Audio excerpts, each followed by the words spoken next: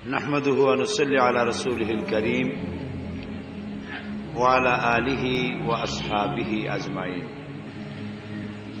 আজকের খিলগাঁও ইসলামী পাঠাগার ও সমাজ কল্যাণ পরিষদ কর্তৃক আয়োজিত 3 দিনব্যাপী তাফসীরুল কোরআন মাহফিলের আজকের এই সমাপনী দিবসে মা বোনদের জন্য বিশেষভাবে আয়োজিত এই সমাবেশে আগত সম্মানিত মা এবং বোনেরা, উপস্থিত ভাইয়েরা, আসসালামু আলাইকুম ওয়া রাহমাতুল্লাহি ওয়া বারাকাতুহু।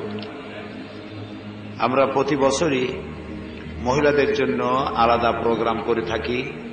তা শুধু এখানেই নয়, বাংলাদেশের যেখানেই বড় বড় তাফসীরুল কোরআন মাহফিলগুলি হয় তা সব জায়গায় মেয়েদের জন্য আলাদা করে সমাবেশ করে তাদের প্রশ্নের জবাব দেওয়া হয় এবং হেদায়েতমূলক বক্তব্য রাখা হয়। তারই ধারাবাহিকতায় আমরা যেখানে আলোচনা শুরু করছি এবং ইসলামী পাঠাগারের এটি হচ্ছে 28তম বার্ষিক তাফসীরের মাহফিল। আলহামদুলিল্লাহ। যে সমস্ত মা বোনেরা প্রশ্ন করেছেন তাদের এখন জবাব দিচ্ছি, এরপরে আলোচনা করব ইনশাআল্লাহ। সংসার পরিচালনার ক্ষেত্রে স্বামীর নিকট স্ত্রীর মতামত কতটা গুরুত্বের দাবি রাখে এবং মতামত জানার এবং এর গুরুত্ব দেওয়ার জন্য স্বামীর দায়বদ্ধতা কতটুকু, তা কোরআন হাদিসের আলোকে জানাবেন। সংসার পরিচালনায় স্বামী স্ত্রীর উভয়ের কাছে দায়বদ্ধতা আছে এবং উভয়ের সঙ্গে আলোচনা করে পরামর্শ করে কাজ করাই সর্বোত্তম। নবী করিম সাল্লাল্লাহু আলাইহি সাল্লামের চাইতে শ্রেষ্ঠ পুরুষ, তার চাইতে শ্রেষ্ঠ মানুষ, তার চাইতে শ্রেষ্ঠ জ্ঞানী আকাশের নিচে জমিনের উপরে আছে কি কেউ?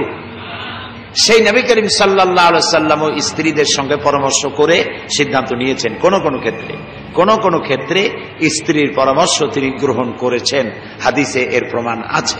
এই জন্য স্বামীদের উচিত স্ত্রীদের সঙ্গে পরামর্শ করা, যে কোনো ব্যাপারে গুরুত্বপূর্ণ যে কোনো বিষয় পরামর্শ করে সিদ্ধান্ত গ্রহণ করা, এটি সব থেকে ভালো। স্ত্রী যাতে অনুভব করতে না পারেন যে আমাকে অবহেলা করা হচ্ছে, অবজ্ঞা করা হচ্ছে। এমনও হতে পারে যে স্ত্রীর পরামর্শটাই আপনার জন্য কল্যাণকর হয়ে যেতে পারে, এমনও হতে পারে। সেই জন্য পরামর্শের ভিত্তিতেই কাজ করা উচিত। হিন্দু ছেলের সাথে মুসলমান মেয়ের বিয়ে হয়েছে, বাচ্চাও হয়েছে। এখন মেয়েটি কি হিন্দু? যে মুসলমান মেয়েটা হিন্দু হলো, বা কি কয়, হিন্দুর সাথে বিয়ে হলো। এখন যে বাচ্চা হয়েছে, বাচ্চা যেটা হয় সেটা কিন্তু ইসলামের উপরেই হয়, সেটা মুসলমানের ঘরে হোক আর হিন্দুর ঘরে হোক। রাসূলুল্লাহ বলেছেন, কুল্লু মৌলুদিন ইউলাদু আলাল ফিতরা, প্রত্যেকটি জন্মই হয় ইসলামের উপরে। প্রত্যেকটা জন্ম হয় কিসের উপরে? মা বাপ তাকে হিন্দু বানায়, মা বাপ তাকে খ্রিস্টান বানায়, ইহুদি বানায়। কাজে সন্তানটা যখন প্রথম আসছিল, বিবাহটা তো হয় নাই, বিবাহটা হয়েছে অবৈধ। কোন মুসলমান কোন হিন্দুকে বিবাহ করা হচ্ছে সম্পূর্ণ অবৈধ, এ বিবাহ হয় নাই, হারাম হয়েছে। আর মেয়েটি যে স্বামীটিকে নিয়েছে মুসলিম মেয়ে, সে সারা জীবন তার স্বামীর সাথে জেনা করেছে, এটা কোনো বিবাহ হয় নাই। এর দ্বারা যে সন্তান হয়েছে, সে সন্তান অবৈধ সন্তান হয়েছে, বাস্টার্ড হয়েছে, এটি হালাল হয় নাই। ফলে সন্তানটি যখন পৃথিবীতে এসেছে, তখন সেই সন্তানটি হবে ইসলামের উপরে এসেছিল, কিন্তু মা বাপ একে এখন কোন দিকে বানাবে? হয় এই সন্তান হিন্দু হয়ে যাবে অথবা খ্রিস্টান হয়ে যাবে, সেজন্য দায়ী হবে তার মা বাপ। কোন ব্যক্তি যদি পুরুষত্বহীনতা রোগে বা শারীরিক অক্ষমতার কারণে দীর্ঘদিন স্ত্রীর সহিত স্বাভাবিক দাম্পত্য জীবন যাপনে ব্যর্থ হয়, তাহলে ওই স্ত্রীকে ইসলামী সম্মতিক্রমে অন্য পুরুষকে বিবাহ করতে পারবে? হ্যাঁ, পারবে। যদি দাম্পত্য কর্তব্য পালনে কোনো পুরুষ ব্যর্থ হয়, তাহলে স্ত্রী এটি প্রমাণ করে, কোন ডাক্তারের মাধ্যমে এটি প্রমাণ করে, কোর্টের মাধ্যমে এ স্বামীকে পরিত্যাগ করে নিজের পছন্দ অনুযায়ী কোন পুরুষকে স্বামী হিসাবে গ্রহণ করতে পারেন।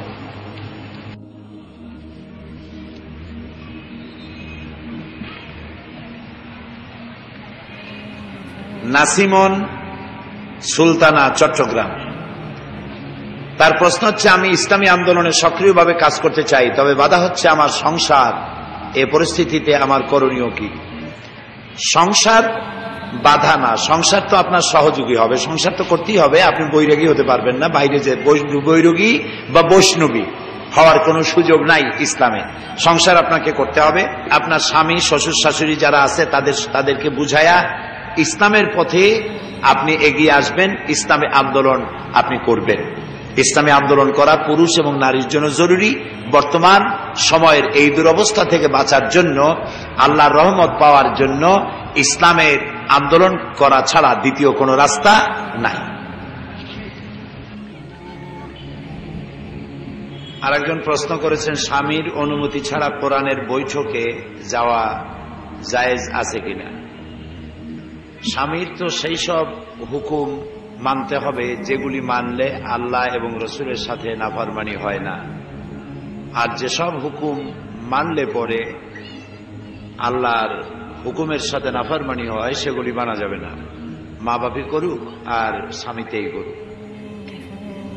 কোরআনের কোন বৈঠকে যাওয়ার জন্য যে বৈঠকেই যান, যেহেতু স্বামী আপনার গৃহের কর্তা, স্বামীর সঙ্গে কথাবার্তা বলেই যাওয়া উচিত।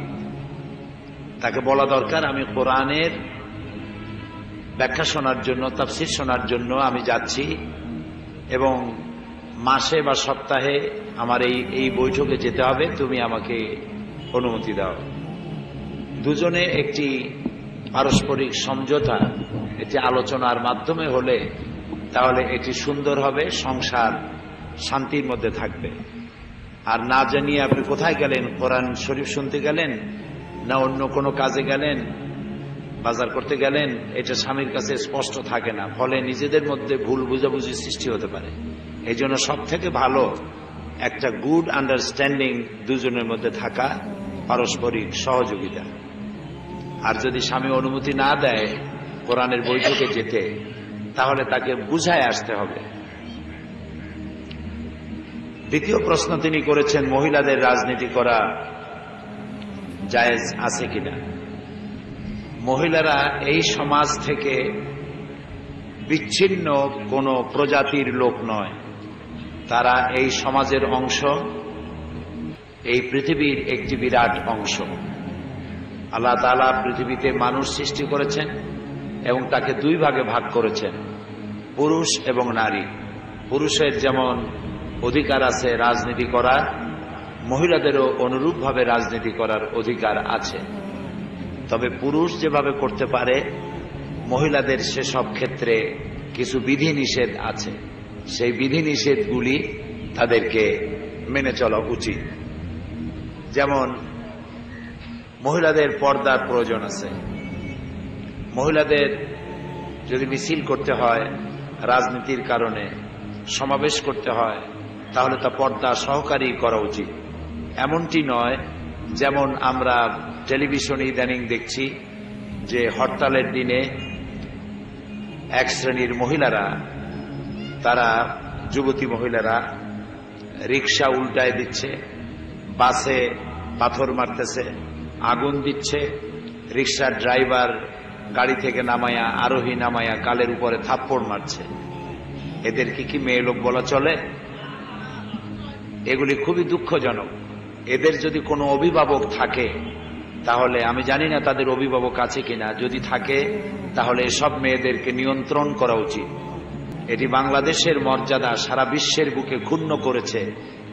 বাংলাদেশ পৃথিবীর দ্বিতীয় বৃহত্তম মুসলিম দেশ।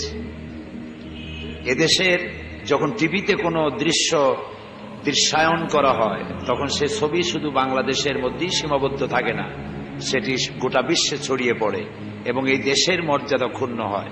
মেয়েদের এটা কাজ নয় যে তারা রিক্সা ভাঙচুর করবে, বাস ভাঙচুর করবে। বাংলাদেশের একটি বিশেষ দল দেশটাকে অকার্যকর করার জন্য, ব্যর্থ করার জন্য নিজেরা যখন পারে না, তখন মেয়েদেরকে সামনে নামায়। আগে তো কথা ছিল সংসার সুখের হয় রমণীর গুণে, এখন হরতাল চাঙ্গা হয় রমণীর গুণে। সুতরাং মেয়েরা রাজনীতি ঠিকই করবে, তবে এমন রাজনীতি নয় যাতে দেশের মর্যাদা ক্ষুণ্ণ হয় এবং মুসলমানদের ইজ্জত নষ্ট হয়। আরেকটি প্রশ্ন করেছেন এক বোন, স্বামী নামাজ পড়ে না, এ বিষয় নিয়ে ওনার সাথে রাগারাগি হয়, কিন্তু ইসলামে স্বামীর সাথে খারাপ ব্যবহার নিষিদ্ধ, করণীয় কি একটু দয়া করে বলবেন। খারাপ ব্যবহার করে রাগারাগি করে তো হেদায়েত করতে পারবেন না। আল্লাহ তাআলা তার রাসূলকে বলেছেন, ইন্নাকা লা তাহদি মান আহবাবতা, আপনি যাকেই পছন্দ করেন ভালোবাসেন হেদায়েত করতে পারবেন না। তো রাসূলকেই আল্লাহ বলেছেন হেদায়েত করতে আপনি পারবেন না। হেদায়েতের মূল মালিক কে? পুরুষেরা জোরে বলেন, হেদায়েতের মালিক হচ্ছেন আল্লাহ তাআলা। সেই জন্য আপনি তো হেদায়েত করতে পারবেন না, আপনার স্বামীকে রাগারাগি করবেন না, বরং তাকে শান্ত মনে বুঝাবেন। ভালোবাসা দিয়ে যা করা যায় ধমক দিয়ে তা করা যায় না, তা আদায় করা যায় না। অভিমান করে রাগারাগি করে স্বামীর কাছ থেকে যা আপনি আদায় করতে পারবেন তার থেকে বেশি ভালোবাসা দিয়ে আপনি আদায় করতে পারবেন, এটাই স্বাভাবিক। এই জন্য আপনি স্বামীর সাথে রাগারাগি না করে বরং তাকে বোঝাবেন এই পৃথিবী শেষ নয়, একদিন তোমার আমার মরা লাগবে। আর হাদিসে আছে যে নামাজ পড়ে না সে কাফের হয়ে যায়, নামাজ না পড়লে জাহান্নামে যাবে। তুমি কি চাও কিয়ামতে তুমি জাহান্নামে যাবে? তুমি কি চাও তুমি কাফের অবস্থায় তোমার মৃত্যু হোক? এইসব কথা বুঝাইয়া নামাজের ব্যাপারে যেসব বই আছে এই বইগুলি কিনে হাদিস পড়ে পড়ে তাকে আপনি বোঝাতে চেষ্টা করুন, পথে আনার চেষ্টা করুন। বুঝান যে 5 ওয়াক্ত নামাজ পড়তে সময় লাগে মাত্র 1 থেকে 1.5 ঘন্টা। যে 24 ঘন্টা তুমি ঘুমাও অথবা কাজ করো তার মধ্যে 1.5 ঘন্টা জাহান্নাম থেকে বাঁচাবার জন্য, কুফরি থেকে বাঁচার জন্য, আল্লাহর সঠিক বান্দায় পরিণত হওয়ার জন্য তুমি এই কাজটি কেন করবে না? সুতরাং তুমি এই কাজটি করো, তুমি নামাজটি আদায় করো। এই কথা আপনার স্ত্রীকে আপনাকে বলা দরকার। মা এবং বোনেরা, আপনারা বলেছেন, যিনি প্রশ্ন করেছেন রাগারাগি, আমি তাকে নিষেধ করব রাগারাগি করবেন না। খারাপ ব্যবহার দিয়ে কিছুই করা যায় না। উত্তম ব্যবহার করার জন্য আল্লাহ তাআলা নির্দেশ করেছেন। আল্লাহ তাআলা বলেছেন, ওয়াকুলু লিন্নাসি হুসনা, সুন্দর সুন্দর ভাবে কথা বলো। আল্লাহ তাআলা আরো বলেছেন, উদউ ইলা সাবিলি রাব্বিকা বিল হিকমাতি ওয়াল মাউইজাতিল হাসানা। আপনি আপনার স্বামীকে আল্লাহর দিকে ডাকতে চান, এখন আল্লাহ বলছেন কিভাবে তুমি ডাকবে তোমার স্বামীকে, তুমি ডাকবে তোমার স্ত্রীকে, তুমি ডাকবে জনগণকে আল্লাহর পথে, কিভাবে ডাকবে সে কথাটি আল্লাহ তাআলা বলে দিচ্ছেন। উদু ইলা সাবিলে রাব্বিকা বিল হিকমতে, কৌশলের সাথে আল্লাহর পথে মানুষকে ডাকো, সুন্দর সুন্দর কথা দিয়ে। মাউইজাতিল হাসানা, সুন্দর সুন্দর ভাষা, সুন্দর সুন্দর কথা, মিষ্টি কথা দিয়ে তাদেরকে ডাকো। সুতরাং আপনি যদি আপনার স্বামীর সঙ্গে ভালো ব্যবহার করে তাদেরকে দিনের পথে ডাকেন তো নিশ্চয়ই আপনি এর সুফল পাবেন ইনশাআল্লাহ। আমাদের সমাজে অনেক মহিলা বলেন মনের পর্দা বড় পর্দা, অথচ তাদের মাথায় কাপড় নেই। আবার বলে ঘোমটার মধ্যে পোংটা বেশি। পোংটা কি? শয়তান। আসমা বেগম বাড্ডা হাজারিপাড়া, তিনি লিখেছেন যে অনেক মেয়েরা বলেন সমাজে অনেক মহিলা আছে মনের পর্দা বড় পর্দা। যারা বলে মনের পর্দা বড় পর্দা, মনের পর্দা হলে পর্দা হয়ে যায়, মনেই যদি সবকিছু হয় তাহলে তার বলা উচিত আপনি মনে মনে খান, এমনি প্রকাশ্য না খাইয়া মনে মনে খান, এমনি না ঘুমাইয়া মনে মনে ঘুমান। তো এই সমস্ত কথার তো কোনো মূল্য নাই। মনের তো একটা পর্দা থাকবেই। মনের পর্দাটার অর্থ হলো আল্লাহকে ভয় করা, আল্লাহকে ভয় করা। আর পর্দা করতে বলেছেন আল্লাহ তাআলা, সেখানে আপনি ব্যাখ্যা দিবেন কেন? যিনি এই ব্যাখ্যা দিতে চান নিজস্ব মন গড়া ব্যাখ্যা, তাকে বলতে হবে আপনার ব্যাখ্যা প্রযোজ্য নয়। আল্লাহ তাআলা বলেছেন পর্দাটা কেমনে করতে হবে, রাসূলুল্লাহ শিখাই দিয়ে গেছেন পর্দা কেমনে করতে হবে। রাসূলের স্ত্রীগণ, আমাদের মা, তারা বাস্তব অনুশীলনের মধ্য দিয়ে দেখিয়ে গেছেন পৃথিবীর মুসলমানদেরকে পর্দা কেমনে করতে হবে। সুতরাং কেউ যদি আন্দাজে বলে মনের পর্দা বড় পর্দা, বাইরের পর্দা উঠাও রে, এগুলি বাজে কথা, এগুলির কোনো দাম নাই। সেই জন্য পর্দা করতে হবে, মাথায় কাপড় রাখতে হবে। মাথায় কাপড় রাখার কথা আল্লাহ তাআলা নিজেই বলেছেন কোরআন শরীফের মধ্যে। সূরা নূরের মধ্যে আল্লাহ তাআলা বলেছেন প্রত্যেকটি বয়সপ্রাপ্তা নারী এমন একটি চাদর পরবে যে চাদরটি পরলে পরে তার মাথা, গলা, বুক ঢেকে যায়। এটি আল্লাহর নির্দেশ, এটা নফল নয়, এটা কোনো মৌলানা মুফতির ফতোয়া নয়, এটা আমাকে আপনাকে যিনি সৃষ্টি করেছেন সে আল্লাহ তাআলার নির্দেশ। বোরকা পড়তে হবে, চাদর পড়তে হবে, হিজাব এবং নিকাব পড়তে হবে। সুতরাং আন্দাজে যদি বলে মনের পর্দা বড় পর্দা, তিনি নিজেই শয়তানের ওয়াসওয়াসায় পড়ে গেছেন। আল্লাহ তাআলা হেদায়েত করুন, আমরা বলি আমিন।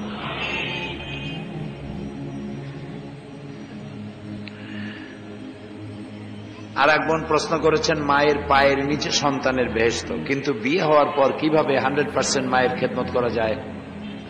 ভালো ভালো প্রশ্ন, এটিও সুন্দর প্রশ্ন। বিয়ের পরে একজন মেয়ে সে তার মা বাপকে কাছে পায় না, এজন্য তার মায়ের জন্য সে দোয়া করবে, আর নিজের ইনকাম থেকে অথবা স্বামীর অনুমতি সাপেক্ষে নিজের মাকে বাবাকে কিছু আর্থিক সহযোগিতা করবে যদি পারে, আর নিজের শাশুড়িকে মায়ের স্থান দিয়ে নেবে, শাশুড়িকে মায়ের স্থান করে তাকে ভক্তি শ্রদ্ধা করবে। আর ছেলেটা মায়ের কাছে থেকে মায়ের যে খেদমত করতে পারে, মেয়ে দূরে থেকে মায়ের জন্য দোয়া করে এবং আন্তরিকভাবে বিভিন্নভাবে সহযোগিতা করে মায়ের খেদমত সে আদায় করতে পারবে। আল্লাহ তাআলা এটাকেই 100% খেদমত হিসেবে ধরে নেবেন, যেহেতু আল্লাহই তো মেয়েদেরকে আপন ঘরে থাকার ব্যবস্থা করেননি, স্বামীর ঘরে যেতেই হবে, সেটাই তার আপন ঘর। সেই জন্য অনেক মেয়েরা বলে বাপের বাড়ি, স্বামীর বাড়ি আসার সময় বলে যে পরের বাড়ি যাচ্ছি, তো ওইটা পরের বাড়ি না, ওইটাই নিজের বাড়ি, এটা ভুল করা হয়। এই জন্য মায়ের খেদমত ওটাই হবে, নিজের শাশুড়ির খেদমত করা আর মায়ের খোঁজ খবর রাখা, তার জন্য দোয়া করা।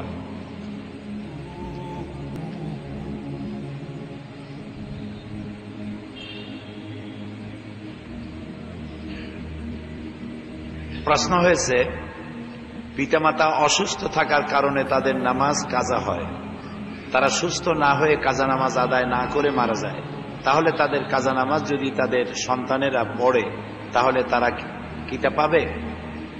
নামাজ যদি কাজা হয়ে যায় এটি তার উপরে বর্তানো একটি দায়িত্ব, এটা অন্যে আদায় করলে হবে না। হজ যেমন বদলা হজ করা যায়, বদলা নামাজ পড়া যায় না। রোজাটা নিজে না রাখতে পারলে আর একজনকে দিয়ে রাখানো যায়। বার্ধক্য এমন অবস্থা যে নিজে রোজা রাখার আর বয়স নাই, পারে না, একদম বার্ধক্যে উপনীত হয়েছে, সে একজন লোককে রোজা রাখতে, খাইতে, ইফতারিতে, সেহরিতে যা লাগে দিলে পরে তার বদলা রোজা হতে পারে, বদলা হজ হতে পারে, কিন্তু নামাজের বদলা হয় না। এটা যারটা তার নিজের করা লাগে। সুতরাং নিজে অসুস্থ এবং বেহুশ যদি থাকে, অসুস্থ আর বেহুশ দুটি এক কথা না, অসুস্থ হলেও নামাজ পড়া যায় না। দাঁড়ায় পড়তে পারেন না তিনি বসে পড়বেন, বসে পড়তে পারেন না শুয়ে শুয়ে পড়বেন, চোখের ইশারায় পড়বেন, তাতেও নামাজ আদায় হয়ে যাবে। কিন্তু বেহুশ অবস্থায় 2 দিন, 5 দিন, 2 মাস, 1 মাস, 1 বছর, 2 বছর যদি কেউ থাকে, এতে যত নামাজ কাজা হবে তার নামাজ আদায় করা লাগবে না, কাফারা লাগবে না, কারো পড়ে দেওয়া লাগবে না। কারণ বেহুশ ব্যক্তির জন্য নামাজ না, নামাজ হচ্ছে হুশওয়ালা লোক, যাদের হুশ আছে, জ্ঞান আছে, নামাজ তাদের জন্য। সুতরাং চিন্তিত হওয়ার কারণ নেই। আর একজন প্রশ্ন করেছেন, আমার প্রশ্ন হলো আমার শ্বশুর শাশুড়ি চায় আমি উনাদের কাছে থাকি, কিন্তু আমার স্বামী পারিবারিক বিবাদে সে চায় না আমি তাদের সাথে থাকি। আমি যদি আমার শ্বশুর শাশুড়ির অমতে স্বামীর সাথে চলে যাই, এতে কি আমার অথবা আমার স্বামীর কোনো গুনাহ হবে? এখানে শ্বশুর শাশুড়ি আর স্বামীর কথাই প্রাধান্য পাবে স্ত্রীর উপরে। স্বামী যদি কোনো যৌক্তিক কারণে পরিবার ছেড়ে অন্য কোথাও যেতে চায়, তাহলে আপনি তার সাথে বিনা বাক্য ব্যয় চলে যাবেন। আর যদি অযৌক্তিকভাবে খামোখা পরিবার এর মধ্যে ভাঙন সৃষ্টি করে চলে যেতে চায়, তাহলে আপনি তাকে বুঝাতে চেষ্টা করবেন যাতে না যায়। আপনি যদি এতে সক্ষম না হন, সবশেষে স্বামীর অনুসরণই করতে হবে, তার আনুগত্যই করতে হবে।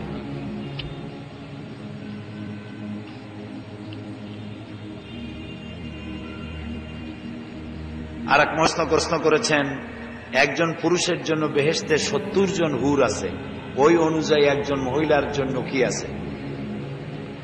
ভালোই প্রশ্ন। মানে আমাদের মহিলারা অত্যন্ত সচেতন অধিকার সম্পর্কে, এটা বোঝা যাচ্ছে। বেহেশতের মধ্যে এক মহিলা লেখিকা ছিল আমাদের দেশে, এখন বর্তমান দেশে নাই। এসব প্রশ্ন সে এভাবেও তুলতো যে পুরুষ 4টা বউ রাখতে পারে, মেয়েরা একাধিক পুরুষ রাখতে পারবে না কেন, এ জাতীয় প্রশ্ন করেছে। বেহেশতে পুরুষদেরকে হুর দেওয়া হবে, নারীদেরকে কিছুই দেওয়া হবে না, এই জাতীয় কথা বলে মেয়েদেরকে ইসলামের বিরুদ্ধে বিদ্রোহী বানাবার চেষ্টা সে মহিলা করেছে। এগুলি কোনো যুক্তিপূর্ণ কথা নয়।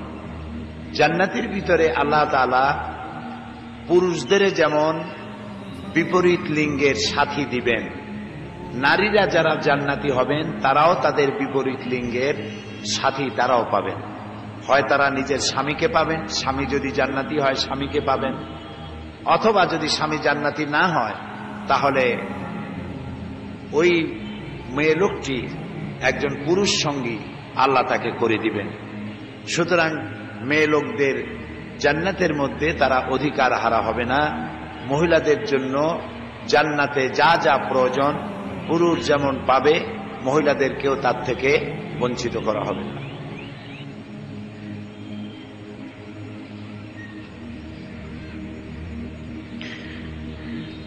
আরেকটি প্রশ্ন এসেছে, মেয়েরা স্বামীর পকেট থেকে না বলেই টাকা নিয়ে নানান খাতে খরচ করে এবং জামাতে এককালীন ইয়ানতও দেয়, তাতে কি কোনো পাপ হবে? স্বামীর কাছে বললে টাকা দেয় না, আমার কোনো রোজগার নেই, এখন আমি কি করতে পারি? তাহলে আমরা কি কোনো দান খয়রাত করতে পারবো না? স্বামীর পকেট থেকে টাকা পয়সা মাঝে মধ্যে নেওয়া এটা একটা আনন্দের বিষয়ও বটে, তবে বেশি নিলে সেটা আবার অসুবিধা হবে, সেদিকে লক্ষ্য রাখবেন। অনেক স্বামী আছে এতে আনন্দ পায়, আবার যেগুলি খুব বেশি কলজে কঠিন তাদের আবার মেজাজ খারাপ হয়ে যায়। এই জন্য স্বামী স্ত্রীর মধ্যে একটা ভালোবাসা থাকা উচিত। পকেটে যদি স্বামী দেখে গায়ে জামাটা পরার সময় যে রাখছিলাম তো 300 টাকা, আছে মাত্র 200 টাকা, বোঝাই উচিত যে এটা বাইরে কেউ নেয় নাই, ঘরেই পকেট মার হয়ে গেছে। তো এটা জিজ্ঞেস করলে হয় যে তুমি আমার পকেট মারছো নাকি, হাসি মুখে এটা জিজ্ঞেস করলে এটা একটি আনন্দ। কিন্তু নেওয়ার সময় এটি একটি গুড আন্ডারস্ট্যান্ডিং থাকা উচিত। কম কম যদি নেন তাহলে হয়, তবে এটি একটি জানাশোনার মাধ্যমে নেওয়াই ভালো। এবং স্বামীদের উচিত, এটি আমি আমার মাহফিলে বলে থাকি, যে পুরুষদের বলি যে মেয়েদের কাছে টাকা পয়সা কিছু থাকুক, এটা আল্লাহ নিজেই পছন্দ করেন। আল্লাহ তাআলা বলেছেন কোরআন শরীফে কথা আছে, তুমি যদি তোমার স্ত্রীকে পর্বত সমতুল্য সম্পদ দাও, তার থেকে কণা মাত্র ফেরত নিও না। এবার সুবহানাল্লাহ পুরুষেরা কবে না? এটি আল্লাহ তাআলা বলেছেন যে তুমি যদি পর্বত সমতুল্য সম্পদ দাও, কণা মাত্র ফেরত নিও না, দিয়ে দাও, তার কাছে কিছু থাকুক। তোমার স্ত্রী তোমার সংসারের অনেক কাজ করে, যে কাজ তুমি মোটেই করতে পারবে না, ঠিক না ভাই? সেই জন্য দান সদকা করার জন্য তাদেরকে এখতিয়ার দিয়ে দেওয়া উচিত, এবং তারা যেন কিছু দিতে পারে। এ ধরনের যে সমস্ত মহিলারা চাকরি করেন না, ব্যবসা করেন না, হাউস ওয়াইফ, গৃহবধূ, তারা পাবে কোথায় পয়সা? এই জন্য তাদের সম্মানজনক কিছু অর্থ করি তাদের হাতে প্রতি মাসেই হাত খরচা কিছু টাকা পয়সা স্বামীদের দেওয়া কর্তব্য উচিত।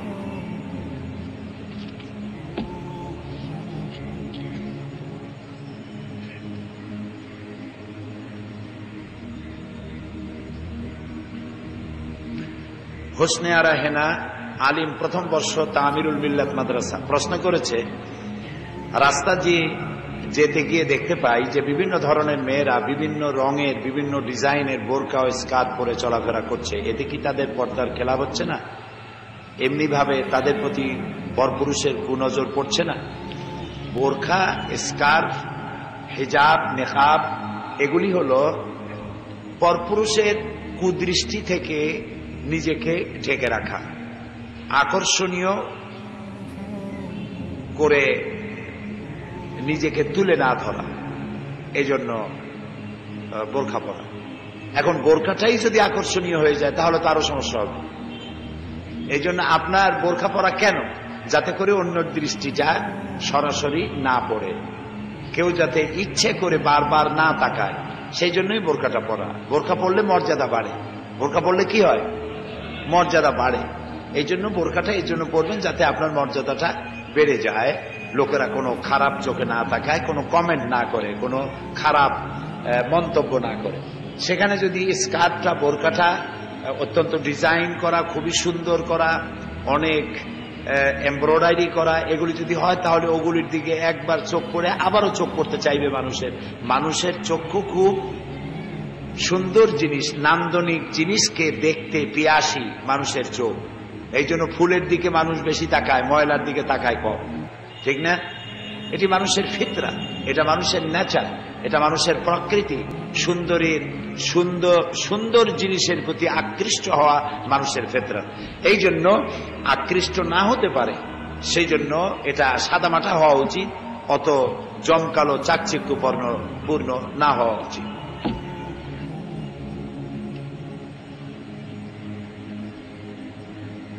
মাসুমা ইসলাম, খিলগাঁও, ঢাকা। তার প্রশ্ন, আমি ইসলাম ধর্ম গ্রহণ করেছি কিন্তু আমার মা বাবা ইসলাম কবুল করেনি, তাই তাদের হেদায়েতের জন্য আপনার কাছে দোয়া চাই। খুব ভালো কথা। গতকাল তো এই বিষয়ে আমরা ওয়াজও করেছি, ঠিক না? মনে আছে আপনাদের? মা বাপের খেদমতের ব্যাপারে গতকাল অনেক কথা বলেছি না? আলহামদুলিল্লাহ বলি। মা বাবা যিনি প্রশ্ন করেছেন তিনি আগে অমুসলিম ছিলেন, এখন তিনি আমাদের মুসলিম বোন। তিনি প্রশ্ন করেছেন যে তার মা বাবা এখন ইসলাম কবুল করেনি, তিনি দোয়া চেয়েছেন আমাদের কাছে। আমরা দোয়া করি আল্লাহ তাআলা এই মহিলার মনের এই পেরেশানি, এই দুঃখ আল্লাহ দূর করে দিন, যেন আল্লাহ তাআলা তার মাকে, তার বাবাকে ইসলাম কবুল করার তৌফিক দান করে দেন। মুন্নি আক্তার প্রশ্ন করেছে যে মহিলারা মসজিদে গিয়ে নামাজ পড়া জায়েজ আছে কিনা। পুরুষদের মসজিদে গিয়ে জামাতে নামাজ আদায় করা বাধ্যতামূলক, ওয়াজিব। মহিলারা মসজিদে গিয়ে জামাতে নামাজ পড়া বাধ্যতামূলক নয়, ঐচ্ছিক। যেখানে সুবিধা আছে সেখানে আপনি, অসুবিধা মানে কি, যেখানে আপনার যাতায়াতের নিরাপত্তা আছে সেখানে আপনি জামাতে নামাজ পড়তে পারেন, নফল, ওয়াজিব নয়। আর যদি নিরাপত্তাহীনতা থাকে তাহলে ঘরে নামাজ পড়াই মহিলাদের জন্য সর্বোত্তম।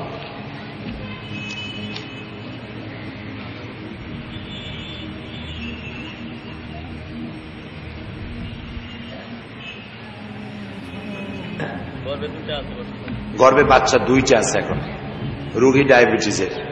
1 মাস পরে আবার সিজারিং অপারেশন করতে হবে। এক্ষেত্রে কি কোনো স্থায়ী পদ্ধতি ব্যবহার করা যাবে? হ্যাঁ, যদি 3 বার সিজারিয়ান করে যাদের বাচ্চা হয়, সিজারিং করে যাদের বাচ্চা হয়, 3 বার হলে পরে ডাক্তাররা বলে যে এরপরে যদি আরেকটা সিজারিয়ান করতে হয় তাহলে সেটা জীবনের জন্য ঝুঁকিপূর্ণ। এটা যদি ডাক্তাররা বলেন যে 3য় বাচ্চা নিলে জীবনের জন্য ঝুঁকি হবে, তাহলে স্থায়ী ব্যবস্থা গ্রহণ করা যেতে পারে।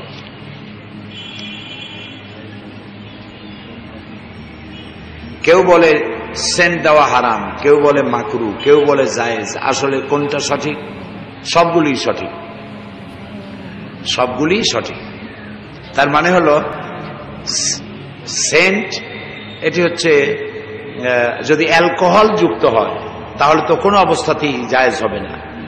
এখন আবার অ্যালকোহল ফ্রি সেন্ট পাওয়া যায় বাজারে, এগুলি ব্যবহার করা যাবে। তবে মেয়েদের জন্য এগুলি ব্যবহার করা ঘরের মধ্যে জায়েজ আছে, ঘরের বাইরে ব্যবহার করা একেবারেই হারাম। রাসূলুল্লাহ নিষেধ করেছেন, সুগন্ধ ব্যবহার করে মহিলারা যদি বাইরে যায় আল্লাহ এবং তার ফেরেশতাগণ তার উপরে লানত করতে থাকে। এই জন্য আতর হোক এবং অ্যালকোহল ফ্রি সেন্ট হোক, তা আপনি ঘরেই ব্যবহার করতে পারেন, বাইরে নয়। মহারানার হক আদায় করা হয় নাই, কিন্তু আজ দীর্ঘ 16 বছর সংসার করার পর স্ত্রী তার মনে মনে স্বামীর উপর মাঝে মধ্যে অসন্তুষ্ট ও অসুখী। এমত অবস্থায় স্বামীর কি করণীয় ও কিভাবে চলাফেরা করলে তাদের সংসারে সুখ শান্তি আসবে? স্বামী স্ত্রীর কি করণীয়? মূল স্বামী স্ত্রী কি করণীয় তা তো আপনারা বুঝেনি। সংসারটা যাতে ভালো থাকে সেভাবেই করবেন, থাকবেন। আর মহারানার এই লম্বা প্রশ্নের মূল প্রশ্নটা হলো মহারানার টাকা। মহারানা আদায় করা হলো ফরজ। মহারানা আদায় করা কি ফরজ। এই ফরজ দায়িত্ব আদায় না করে কেউ যদি মারা যায়, স্ত্রী তারে মাফ করলো না, আর সামর্থ্য থাকা সত্ত্বে মহারানার টাকা আদায় করলো না, এই অবস্থায় যদি মারা যায়, কিয়ামতে পুরুষটিকে জেনাকারের কাতারে দাঁড়াতে হবে। নউজুবিল্লাহ, নউজুবিল্লাহ। এই জন্য এককালীন যদি দেওয়া সম্ভব না হয়, তাহলে বাই ইনস্টলমেন্ট, কিস্তি কিস্তি করে স্ত্রীর মহারানার টাকা আদায় করে দেওয়া প্রত্যেকটি পুরুষের জন্য অবশ্য পালনীয় কর্তব্য।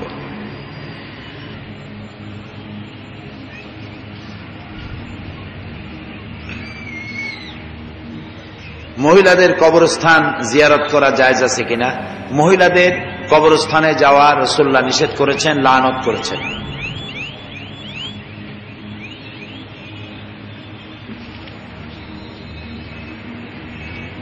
সংসার পরিচালনার ক্ষেত্রে স্বামীর নিকট স্ত্রীর মতামত কতটা গুরুত্বের দাবি রাখে এবং মতামত জানার এবং এর গুরুত্ব দেওয়ার জন্য স্বামীর দায়বদ্ধতা কতটুকু, তা কোরআন হাদিসের আলোকে জানাবেন। সংসার পরিচালনায় স্বামী স্ত্রীর উভয়ের কাছে দায়বদ্ধতা আছে এবং উভয়ের সঙ্গে আলোচনা করে পরামর্শ করে কাজ করাই সর্বোত্তম। নবী করিম সাল্লাল্লাহু আলাইহি সাল্লামের চাইতে শ্রেষ্ঠ পুরুষ, তার চাইতে শ্রেষ্ঠ মানুষ, তার চাইতে শ্রেষ্ঠ জ্ঞানী আকাশের নিচে জমিনের উপরে আছে কি কেউ? সেই নবী করিম সাল্লাল্লাহু আলাইহি সাল্লাম স্ত্রীদের সঙ্গে পরামর্শ করে সিদ্ধান্ত নিয়েছেন। কোন কোন ক্ষেত্রে স্ত্রীর পরামর্শ তিনি গ্রহণ করেছেন, হাদিসে এর প্রমাণ আছে। এই জন্য স্বামীদের উচিত স্ত্রীদের সঙ্গে পরামর্শ করা, যে কোনো ব্যাপারে গুরুত্বপূর্ণ যে কোনো বিষয় পরামর্শ করে সিদ্ধান্ত গ্রহণ করা, এটি সব থেকে ভালো। স্ত্রী যাতে অনুভব করতে না পারেন যে আমাকে অবহেলা করা হচ্ছে, অবজ্ঞা করা হচ্ছে। এমনও হতে পারে যে স্ত্রীর পরামর্শটাই আপনার জন্য কল্যাণকর হয়ে যেতে পারে, এমনও হতে পারে। সেই জন্য পরামর্শের ভিত্তিতেই কাজ করা উচিত। হিন্দু ছেলের সাথে মুসলমান মেয়ের বিয়ে হয়েছে, বাচ্চাও হয়েছে, এখন মেয়েটি কি হিন্দু? যে মুসলমান মেয়েটা হিন্দু হলো, বা কি কয়, হিন্দুর সাথে বিয়ে হলো, এখন যে বাচ্চা হয়েছে, বাচ্চা যেটা হয় সেটা কিন্তু ইসলামের উপরেই হয়, সেটা মুসলমানের ঘরে হোক আর হিন্দুর ঘরে হোক। রাসূলুল্লাহ বলেছেন, কুল্লু মৌলুদিন ইউলাদু আলাল ফিতরা, প্রত্যেকটি জন্মই হয় ইসলামের উপরে। প্রত্যেকটা জন্ম হয় কিসের উপরে?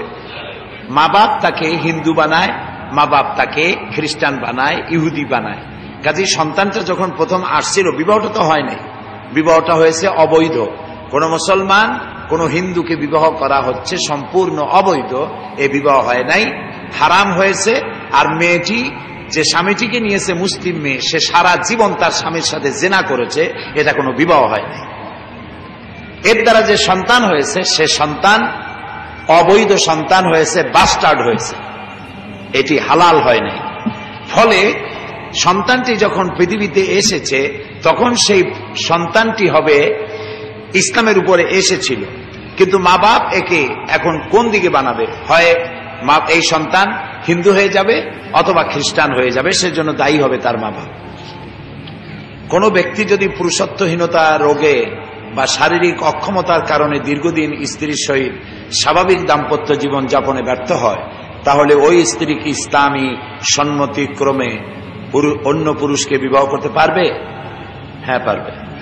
যদি দাম্পত্য কর্তব্য পালনে কোনো পুরুষ ব্যর্থ হয়, তাহলে স্ত্রী এটি প্রমাণ করে, কোন ডাক্তারের মাধ্যমে এটি প্রমাণ করে, কোর্টের মাধ্যমে এ স্বামীকে পরিত্যাগ করে নিজের পছন্দ অনুযায়ী কোন পুরুষকে স্বামী হিসাবে গ্রহণ করতে পারেন।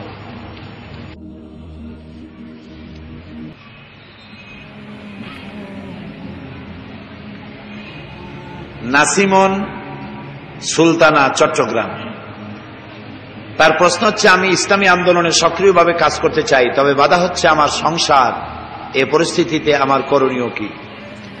সংসার বাধা না, সংসার তো আপনার সহযোগী হবে, সংসার তো করতেই হবে। আপনি বৈরাগী হতে পারবেন না, বাইরে যে বৈরাগী বা বৈষ্ণবী হওয়ার কোনো সুযোগ নাই ইসলামে।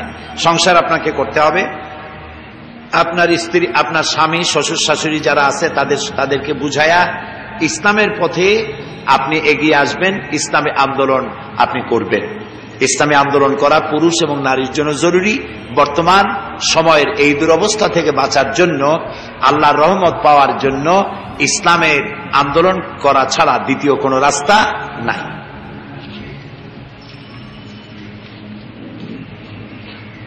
টেলিভিশন দেখা কি শরীয়তের হুকুম কতটুকু?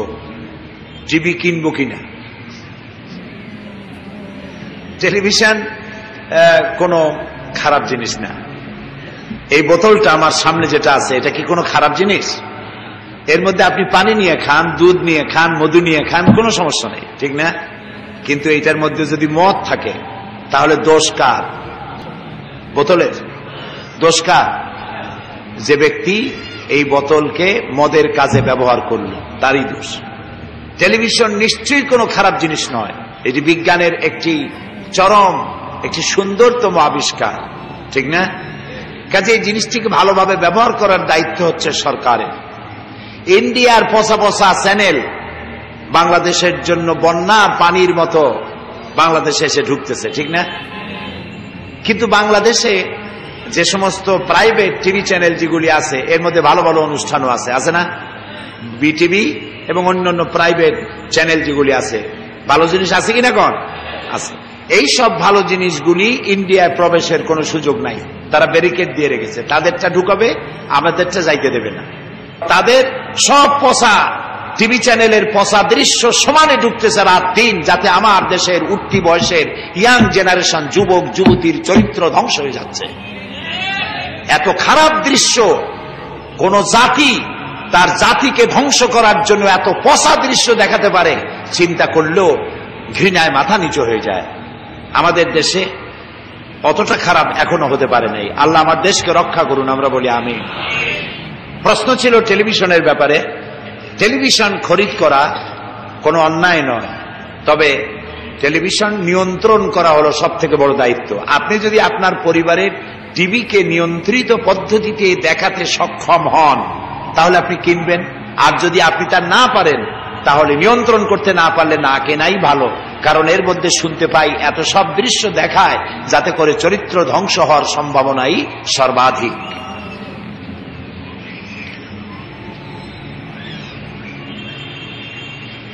জেনা থেকে বাঁচার উপায় কি? এটিও একটি প্রশ্ন।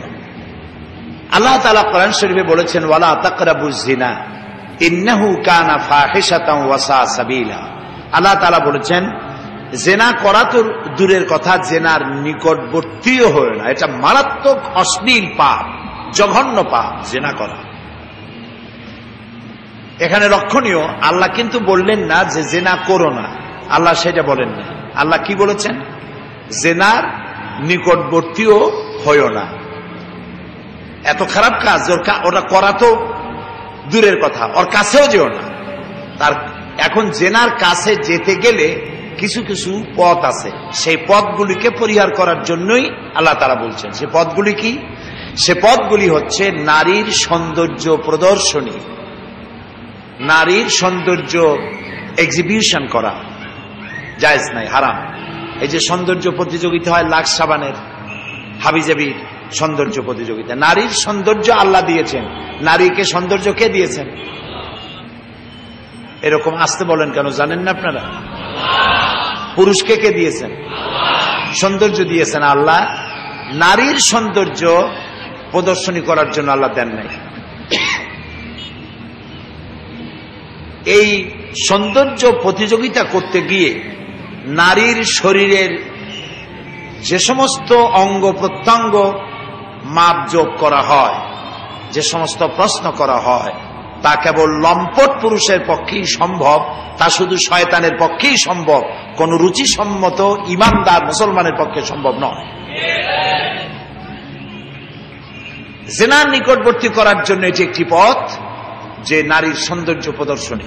2 নম্বর, পর্নোগ্রাফি, ব্লু ফিল্ম, নীল ছবি এবং অশ্লীল ছায়াছবি, অশ্লীল পত্রপত্রিকা, অশ্লীল নাচ, অশ্লীল গান, বেপর্দা, এই সব জিনিসগুলি থেকে যদি বাঁচা যায় জেনা থেকে, তাহলেই রক্ষা পাওয়া যাবে। এসব জিনিস যদি চালু থাকে জেনা থেকে বাঁচা খুবই সুকঠিন। আল্লাহ তাআলা এই জেনার নিকটবর্তী হওয়া থেকেও আমার জাতিকে আল্লাহ রক্ষা করুন।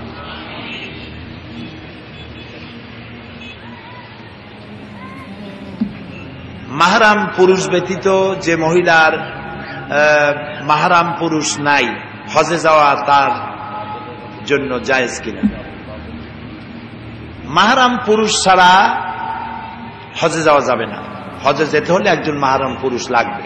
কিন্তু দেখা গেল যে মহিলার টাকা পয়সা আছে, হজ ফরজ, কিন্তু মাহরাম পুরুষ তার নাই, তিনি কিভাবে যাবেন? তার এই ফরজ হজ আদায় করার জন্য মাসালা হচ্ছে এই যে তার নির্ভরযোগ্য কোনো আত্মীয়, বর্ষিয়ান নির্ভরযোগ্য ইমানদার আত্মীয়, যিনি তার স্ত্রী, মা, এরকম আরো 2-4 জন মহিলা নিয়ে হজ করতে যাচ্ছেন, এরকম কোন নিকটতম আত্মীয় নির্ভরযোগ্য ইমানদার ব্যক্তি, যিনি তার মা, স্ত্রী সহ কয়েকজন মহিলা নিয়ে হজে যাচ্ছেন, এরকম কোন লোকের সাথে আপনি যেতে পারেন। মেয়েকে জোর করে ছাড়িয়ে রাখলে এটা কি জায়েজ আছে? এখন মেয়েও যেতে চায়, স্বামীও নিতে চায়। মেয়ে যদি যেতেই চায় তাহলে মেয়েকে যেতে দেওয়া উচিত। স্বামী স্ত্রী যদি রাজি থাকে ঘর সংসার করতে, সেখানে মা বাপকে বাধা হওয়া উচিত নয়। তবে দেখতে হবে যে জামাই অথবা ছেলেটি সেই কোন শরীয়ত বিরোধী গুনার কাজে লিপ্ত হয়েছে কিনা, দুশ্চরিত্র কিনা, এসব দেখে শুনে কাজ করা উচিত। আর এটি একটি সামাজিক ফয়সলার মধ্যেই ফয়সলা গ্রহণ করা উচিত। বাবা মার মৃত্যু হলে তাকে কবর দিয়ে আসার পরে যখন তাদের কবর জিয়ারত করতে যান, তখন কি ওই বাবা মা তাদের ছেলে ও মেয়েকে দেখতে পান? এটা আল্লাহ তাআলার ইচ্ছা। এটি কোনো কোরআন হাদিসে ভাবে পাওয়া যায় না যে দেখতে পাবেই।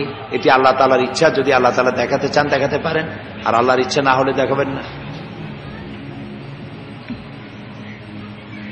ছেলে মেয়ে বাবা মার জন্য দোয়া করলে তাকে কবুল হয়? হ্যাঁ, ছেলে মেয়ে যদি মা বাবার জন্য দোয়া করে, দোয়াগুলি তো নেক দোয়া, আল্লাহ কবুল করে থাকেন।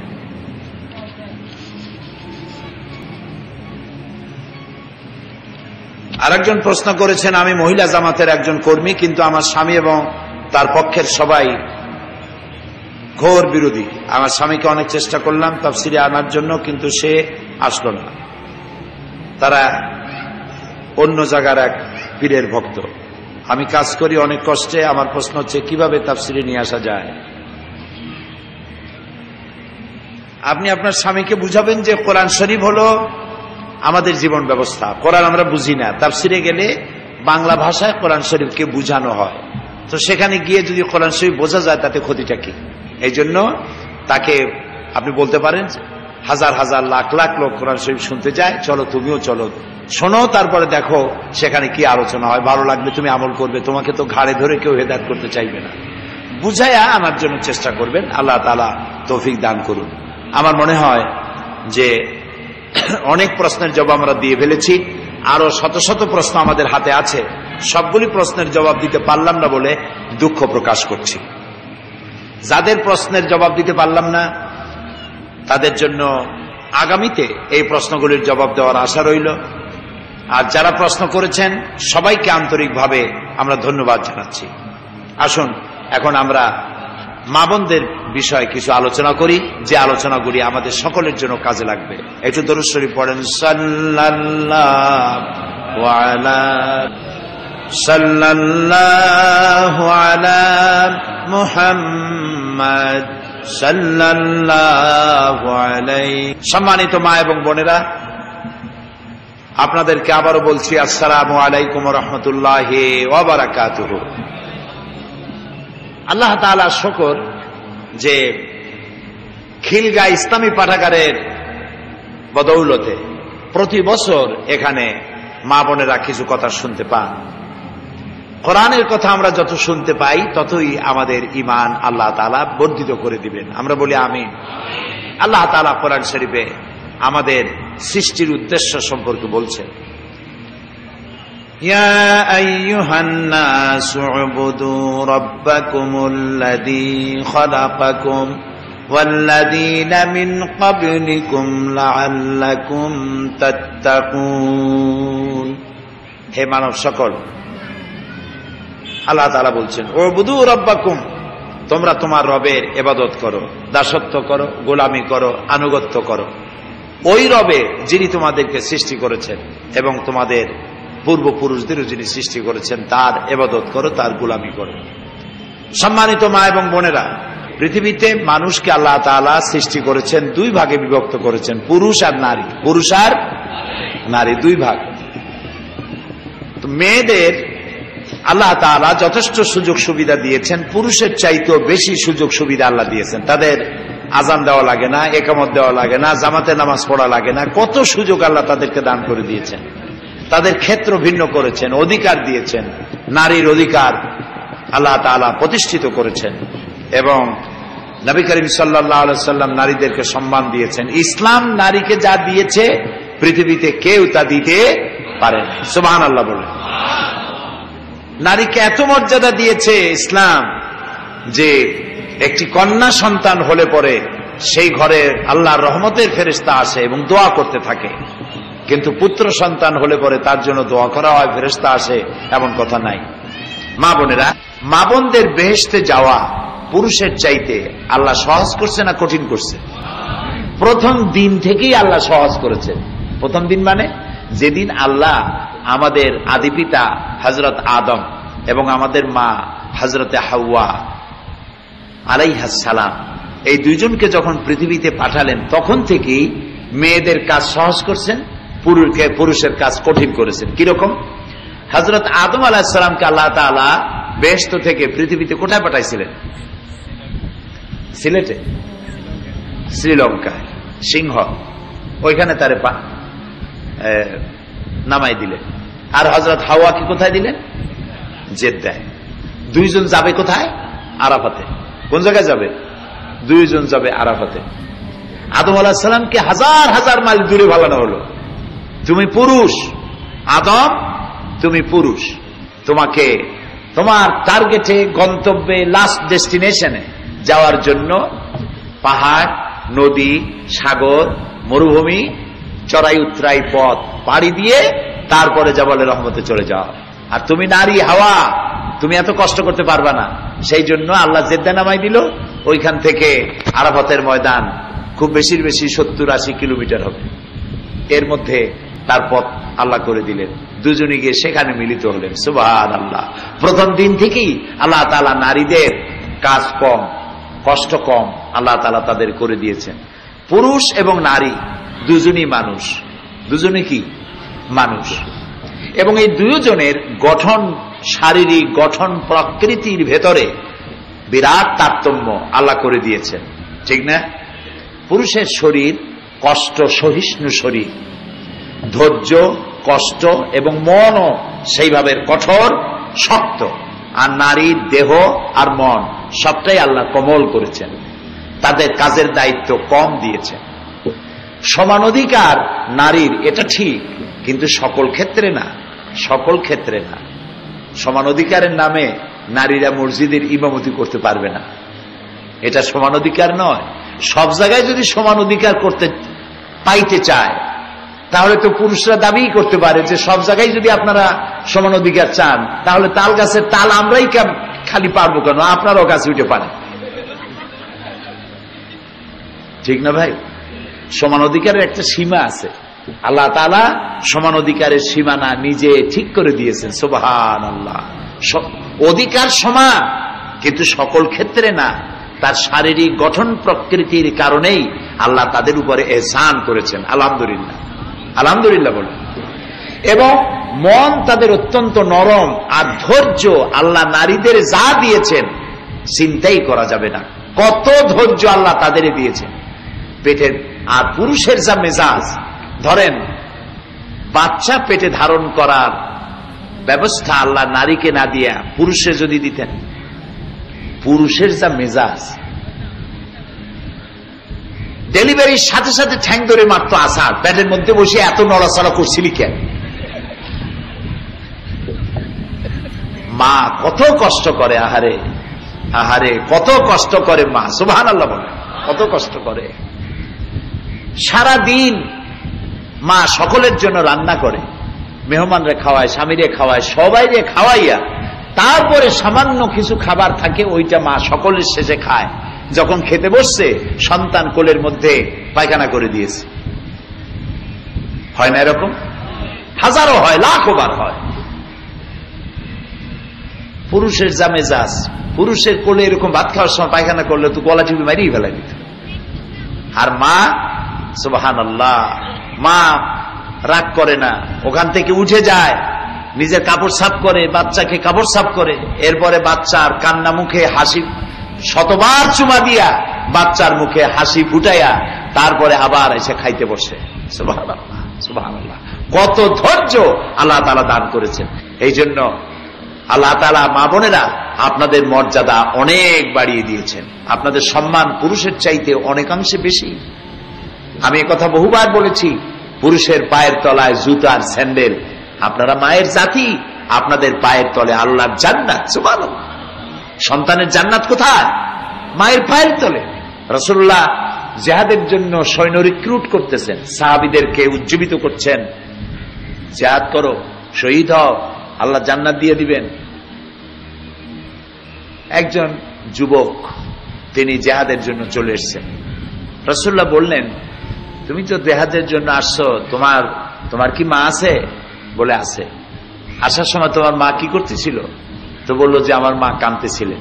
রাসূলুল্লাহ বললেন, তুমি ফিরে যাও, তোমার মাকে যেভাবে রেখে আসছো এর বিপরীত তাকে সান্ত্বনা দিয়ে খুশি করতে পারলে তাহলে তুমি এসো।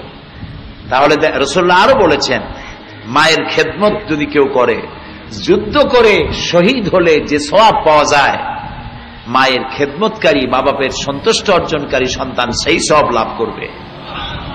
মায়ের মর্যাদা কত বেশি। রাসূলের কাছে প্রশ্ন করা হয়েছে, রাসূল খেদমত করব কার? রাসূলুল্লাহ বলছেন, তোমার মায়ের। তারপরে কার? তোমার মায়ের। তারপরে কার? তোমার মায়ের। তারপরে কার? তোমার পিতা। তাহলে বাপের চাইতে মায়ের মর্যাদা কয় গুণ বাড়ল?